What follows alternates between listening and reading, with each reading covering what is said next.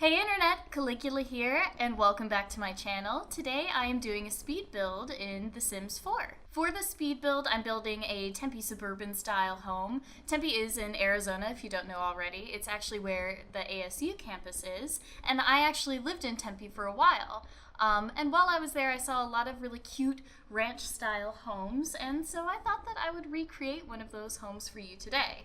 Now, when I think of Tempe, this is the first house that I think of, the house that we're making today. It's funny that I don't actually think of the house that I actually lived in, which, you know, does influence this build a little bit, but the house that I do think of when I think of Tempe, it was just this cute little blue wooden house with all of these flowers hanging from this, you know, sort of fenced-in front porch area, and it just looked so cute and pleasant, and it was just down the road from me, and it was surrounded by a lot of other really cute and colorful houses like that. So yeah, I just thought that I would try recreating that house, or, you know, just the kind of house that you see a lot in Tempe. So here I am just adjusting the layout of the house, putting in a half wall in the kitchen / living room area.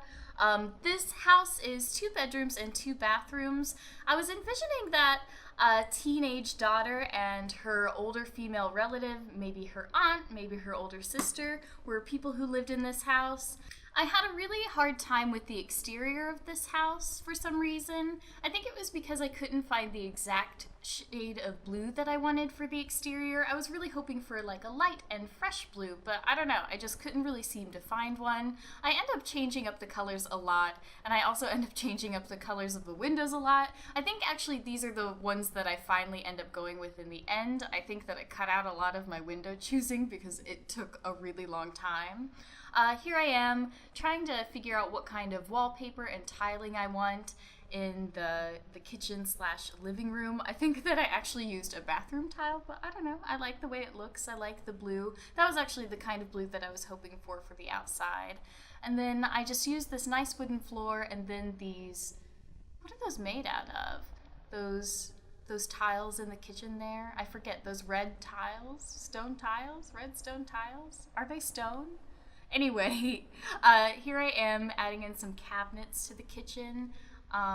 It's a very small kitchen, actually. I do like that it's an open concept kitchen, but it is a little small. I try to fit in a microwave in there, but I don't think that I'm actually able to fit it in. Yeah, I was trying to find a place where I could put a microwave, but for some reason you can only put microwaves on a few different kinds of surfaces in The Sims 4, I think just tables and counters.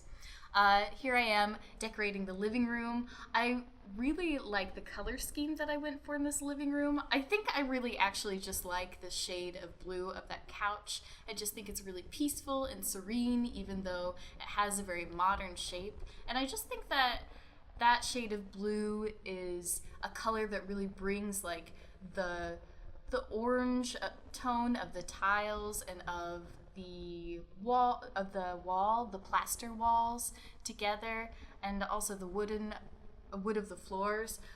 Here I am picking curtains. I have such a hard time picking curtains in The Sims 4. It honestly drives me crazy. I think I spend at least like 10 minutes picking out curtains for each room. Every time I do a build, I need to somehow get more efficient at it. I don't know why I have such a hard time. But yeah, look at this. I think I always end up going with these ones in the end. I'll look through all of the curtains that The Sims has available and then just choose like these short ones to go over like the short window.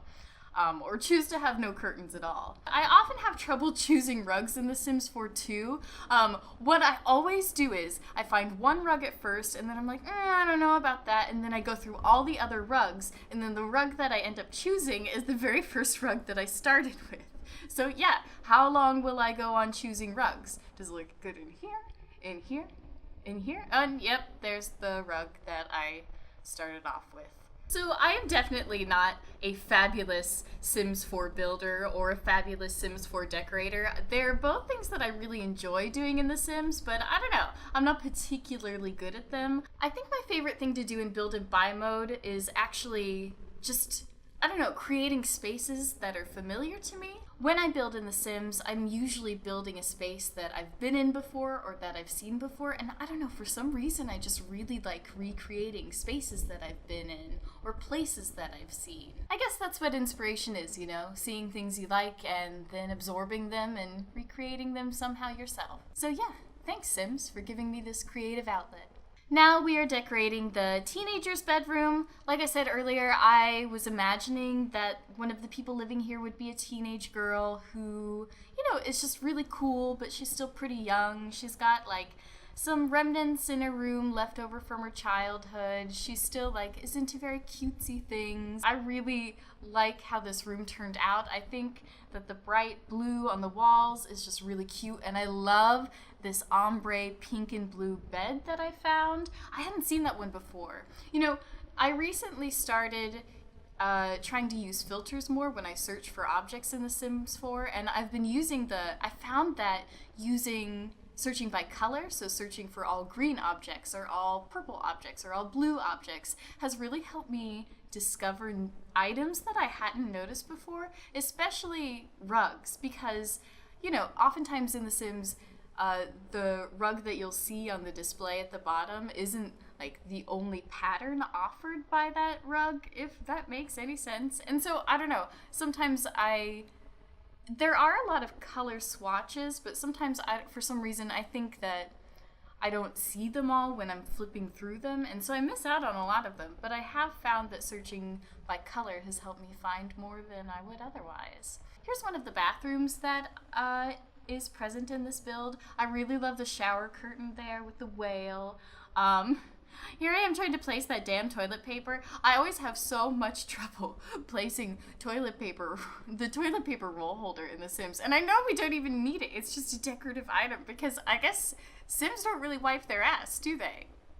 Yeah, they don't care if they have toilet paper or not. It doesn't matter to them. Maybe all Sims toilets have bidets. And here I am picking out bathroom art. Bathroom art is my least favorite part of building and furnishing a home in The Sims 4. I hate bathroom art. But here is the adult bedroom. This, like I said earlier, I was imagining being the bedroom of either an older sister to the teenager or maybe an aunt. Maybe it could be her mother. But she's, you know, kind of a cooler, more bohemian figure. Maybe she's a writer. Maybe she's a chef. And she's just, you know, all about gardening and relaxing and learning and wellness. I tried to go for like a gold and orange and purple color scheme, basically the color scheme of the bed in this room. And I did find a lot of really neat gold objects, like that cabinet, that golden cabinet and that golden mirror. Also this little, what do you call it, a bar cart? It comes in a lot of different colors, including gold, which was perfect, as well as this bright purple footstool. It's quite a bold color scheme, but I don't know, I think it really fit the character.